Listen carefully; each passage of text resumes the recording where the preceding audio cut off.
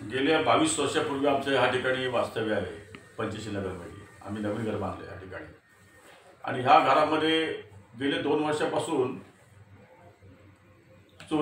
कपडे चोरीला जायचे. आमचे महिलांचे कपडे, धुतलेले कपडे, वाळत घातलेले कपडे चोरीला जायचे. आणि आम्हाला हे गेले 6 महिन्यापूर्वी आमच्या महिलांच्या लक्षात आले की कपडे आपले ह्या टाकलेले कपडे, वाळत टाकलेले कपडे कमी का व्हायला लागले, कपडे चोरी जातात कुठे. तर हा प्रकार गेले 6 महिने आमच्या लक्षात आल्यानंतर आम्ही तो चालू ठेवला होता. काय बाबा कपडे किती जात आहेत काय आम्ही त्याच्यावरती लक्ष ठेवलं होतं. परंतु आम्हाला तो चोर सापडत नव्हता. मग आम्ही काय केलं, त्याच्यावरती आम्ही ह्या चोराला पकडायचं म्हणून आम्ही आमच्या ह्या संपूर्ण परिसरामध्ये आम्ही CCTV कॅमेरे बसवले. CCTV कॅमेरे बसवल्यानंतर 31 मार्च 2025 तो हा चोर रात्री 2:22 आमच्या वॉल कंपाऊंडच्या आतमध्ये येताना आम्हाला CCTV कॅमेऱ्यामध्ये तो दिसत आहे. आणि तो आला आतमध्ये.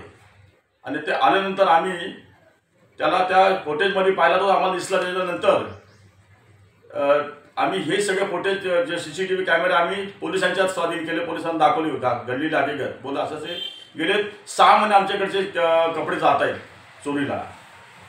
तर पोलिसांनी मग त्याच्यावरती गुन्हा दाखल केला. आणि आम्हाला परत त्यांनी सांगितलं की बाबा आता ह्याच्यावरती काय करायचं. तर बोलले त्याला विचारा तुम्ही, त्यांनी कपडे किती चोरले, काय केले, कपड्यावरती काय करायचा, प्रक्रिया करायचा का, भानमती करायचा का, काय करायचं, उद्योग करायचा ते विचारा तुम्ही पोलिसात तुम्ही. तर त्याप्रमाणे पोलिसांनी त्याला विचारली, चौकशीला घेतली. मग त्यांनी आम्हाला सांगितलं, पोलिसांनाही सांगितलं की आपल्या या ठिकाणी पंचशील नगरमध्ये सवादकर बोर्डिंग आहे. त्या बोर्डिंगमध्ये मी हे सगळे कपडे आणून तिथे ठेवायचो आणि त्या कपड्यावरती मी काहीतरी असंच उद्योगधंदे करत बसायचो, असं तो स्पष्ट बोलला त्या ठिकाणी पोलिसांच्या समोर आणि माझ्याही समोर बोलला. मग आम्ही त्यांनी सांगितल्याप्रमाणे त्या पत्त्यावरती आम्ही इथे गेलो, सवादकर बोर्डिंगच्या आतमध्ये गेलो.